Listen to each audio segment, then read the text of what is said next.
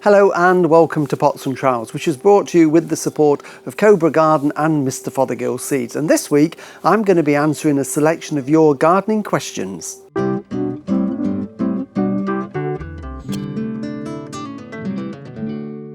Hello and welcome to Pots and Trowels. Now normally I would be at the Chelsea Flower Show this week judging in the Great Pavilion, but unfortunately it's been cancelled, so I'm at home in the garden. So for a change I'm going to answer some of your gardening questions. So thank you for sending them all in to us. We'll get cracking because we've got a lot to get through. The first one is from Helen Miller. She wants to know about her sweet peas. In her words, they are scraggy and pale. They're in the house after being potted 2 weeks ago. Well, I think the first thing, Helen, is get them outside. They need to be outside now. The light's better, that will make them green up. You can give them a little bit of liquid feed as well and probably pinch out the growing tips to encourage them to bush out, but I'm sure they'll be fine when they're outside.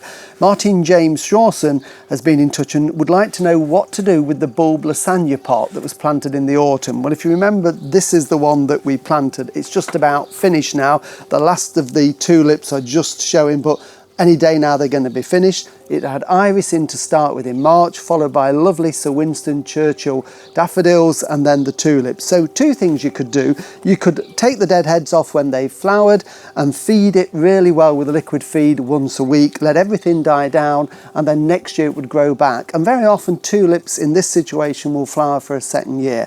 Alternatively, you could just leave it for another couple of weeks, take everything out, separate the bulbs, dry them out and then plant them again in the autumn, and fingers crossed you should get good flowers. You certainly will with the iris and the daffodils. It's the tulips that can be a little bit iffy sometimes. Still on the tulip theme, Margaret Ellis planted tulips in November and some didn't flower. She wants to know whether to leave them in or dig them up. It might be, Margaret, then when you bought them they were immature tulips. Tulips need to be big. The bigger the bulb the better, and this is one that I've dug up out the garden now, and what happens is a tulip will split at the end of the flowering season. So this big one will flower, but the small little ones growing around the side there won't flower. So I suspect you've got small bulbs. So I'd be tempted to leave them in, let them die down, and hopefully the bulb will bulk up in size and then you'll get flowers next year. And finally on the tulips, we've got Nan Mottershead would like to know how to stop squirrels eating her tulips in pots. Well, once you've got them in the pots, what you can do is just get some chicken wire like that and cover it over, hold that round, and that stops those pesky squirrels burrowing and getting them out. Andrea Bradley has been in touch. She's got a small border by a bay window. It's northwest facing. She wants a few ideas of shrubs and perennials that will grow there. As long as it's not too dry under the bay, then you can grow most things, Andrea. Perennial geraniums, hostas, geums, astrantias, ferns. They'll be fine. Euonymus, sarcococca, spirea, gold flame. They'll all add some nice different colours all the way through the year. So good to experiment with that.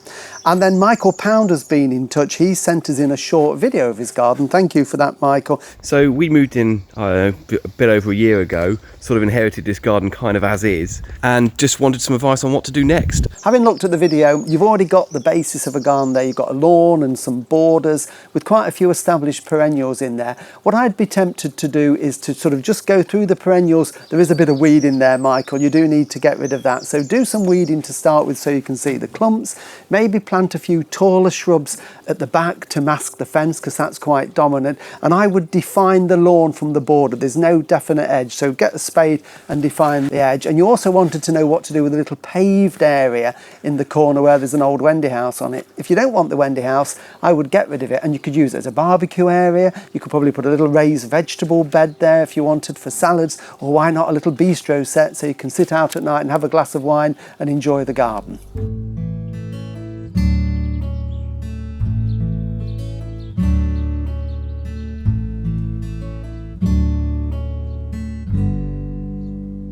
Well, we've come into the vegetable garden now for a few more questions.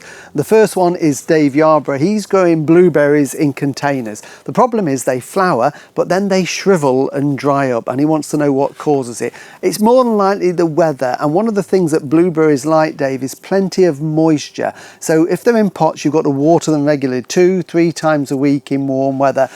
Rainwater if possible, and always use an ericaceous feed once a week. A little bit of shade won't do them any harm, so I suspect it's just been too hot on them and probably not enough water. Catherine Simmons has bought some lettuce and beetroot seed, wants to know when she can put them in. Now is perfect to put them in. The ground is warm, a little bit dry in many places, so I would sow them directly into the ground, a little shallow drill, water along the drill, sow the seeds evenly, cover them over, and then wait until they come through, but make sure you water them and they'll come through in no time. Susie Wu wants to know if it's too late to direct sow onions into the garden. It is a little bit now, you know, we're coming towards the end, third week, end of May. They haven't got that much of a growing season left and they're not the fastest growing plants. So salad onions or spring onions, they'll be fine. But if you want big bulbing onions, might be worth trying to get a few onion sets. There might still be some kicking around in a few garden centres if you have a ring around. Angie Vates has lost her gooseberry crop to mould and she wants to know how to prevent this from happening next year. It's more than likely American gooseberry mildew. These are gooseberries behind me. Fortunately these are healthy, but you'll know when you've got mildew because the leaves get a white powdery substance on them and then the fruits get encrusted in this horrible mould. There are no sprays that you can use at all. So obviously when you're pruning, prune off any diseased material. In the winter, prune to open them up a little bit so you get better air circulation, because it can be a problem in very densely and tight bushes. And the other thing is, if anybody's planting new gooseberries, then go for some of the ones that have got a good resistance. Things like Invicta, Greenfinch, Pax or Hino Mackie, they've all got good resistance to it. Andrew on Twitter said, should he cover his gooseberries to protect them? I would say yes, Andrew. I grow mine in a fruit cage. I've just taken the front off for today and these gooseberries are forming nicely on here now, but as they start to ripen, blackbirds and starlings will come and strip them off. So a netting of some sort will give them lots of protection, means you get them instead of the birds. Fortunately, the cockerels can't get them. Kate on Instagram says, can you tell me the best way to eradicate or manage asparagus beetle? Well, asparagus beetle can be a pest in some parts of the country. It's a beetle that feeds on the new shoots and the frondy foliage, the ferny foliage from May to September. So easiest way is just to pick them off. They're quite visible. They're big beetles. They've got 6 pale spots on their back, an elongated beetle. So pick them off and squash them. Not very nice, but it gets rid of them. You can spray with an insecticide if you want to. That's quite successful. And in the winter, good cleanup. Get rid of all the old ferny foliage because the grubs and the beetles and the larvae hide in the hollow stems. And then finally, in the veg plot, Govinda Smith, her potatoes have been damaged by frost. Will they survive? Probably they will, as long as they've not been killed off completely. If there's some sign of life, cut off the brown damaged leaves and hopefully with a bit of water and a bit of feed, you'll get some new growth coming up from below ground level and you'll still get a crop of potatoes. So we're going to pop back into the garden now to answer the last few questions.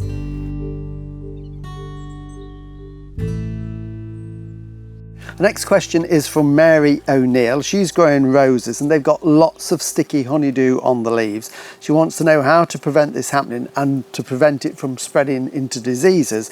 Well, yes, it is honeydew. It comes from aphids. They suck in the sap from one end, it comes out as sticky honeydew and you get it all on the leaf. And you can then get sooty mould, a disease that develops on it. The best way is to control the aphids, and if the birds can't eat them fast enough, then either squash them on the leaves or use one of the organic insecticides. If you get rid of the aphids, the honeydew will wash off very easily and that should solve the problem. Claire Roundtree has got an Acer Arindo nishiki in a pot and some of the leaves are distorting and looking a little bit twisted, and she's checked for bugs and can't find any, because that often is a case. If you've got aphids, they suck the sap and the leaves distort. Maybe they were on there very early, they've now gone and they cause the damage. But I think it could also be weather damage, Claire. It's been really strange this year. We've had hot blazing sun, then we've had frosty nights, windy weather, dry soil. So I think a combination of the weather as well has probably caused it. I would probably pick off a few leaves, keep it well watered and fed, and hopefully it will grow through it. Another Acer one, this one is from Maurice Flynn. He's lost some branches on 2 Acer palmatum. They're about 7 to 10 years old and he doesn't think it's Verticillium Wilt. He's cut off the limbs, but do we think they'll survive? Well, Verticillium Wilt is a disease that goes in through the roots, and if you've got it and you cut the branch, there's usually a staining in the branch. That's the telltale sign. So if you're sure it's not that, again, I think it's probably weather related. I've lost some branches on some acers this year, I think because it's been such a wet winter. The ground was so wet, but also, you know, late frost can cause problems, windy weather. They're a bit temperamental sometimes, but I think you've done the right thing and you've just got to keep your fingers crossed and hope they grow, Morris. And Rachel Wicks has also sent a question in about her acer. She's got some brown edges on some of the leaves. I've seen the photograph. It's typical either wind or drought damage or sun scorch. And again, as we've said, the weather's been up and down this year. I think the thing is to make sure you keep the roots moist, liquid feed. Those leaves will never go green, but hopefully the new foliage will be nice and healthy. Lorraine Brown needs to move a 10-year-old camellia, and she wants to know if it can be done successfully. Now, we don't know how big this camellia is. It could be short, it could be tall. It's not the ideal time to do it. Normally you would do it maybe March into April or in early autumn, but if you need to move it, what I would suggest is giving it a prune on the top to reduce the height and the spread a little bit. Water it well the night before, dig it up with a good root ball and transplant it straight away into its new position. Fleece it over, keep it moist, and fingers crossed, but there's no guarantee it will succeed, but if you've got to move it, it's worth a go. Alison Hogben has been given a myrtle and a bay in pots. She wants to know how to prune them. These are standards, and again, I've seen the photographs, lovely specimens. You can trim them through the summer to keep that lovely globe shape on both of them. Bear in mind though that the myrtle might not flower very much if you trim it because it flowers on the older wood. So to keep that compact shape, you're going to be cutting off some of the flowering buds, but you could do it now and maybe again later on in the summer. And finally, Helen Rain has been in touch. Her son-in-law wants to grow a wisteria, wants to know whether it will grow in sun or shade and how to prepare the ground. Well, great to grow one, yes. They like a sunny position, they prefer that. So ideally somewhere that's going to get sun for the best part of the day. Prepare the ground well, dig a nice deep hole, 15-18 inches deep, work in some compost into the base, plant it, a little bit of general fertiliser, and keep it well watered until the roots establish. And this year it should still put on plenty of growth, but be warned, you might have to wait a few years before you get flowers, so happy planting. Well, thank you for watching Pots and Trowels and for sending in all your gardening questions. Next time I'm going to be back in the garden. I'm going to be planting the brassicas and doing the Chelsea chop. But for now, I think I'm going to have a snooze in the sun. See you soon. Bye.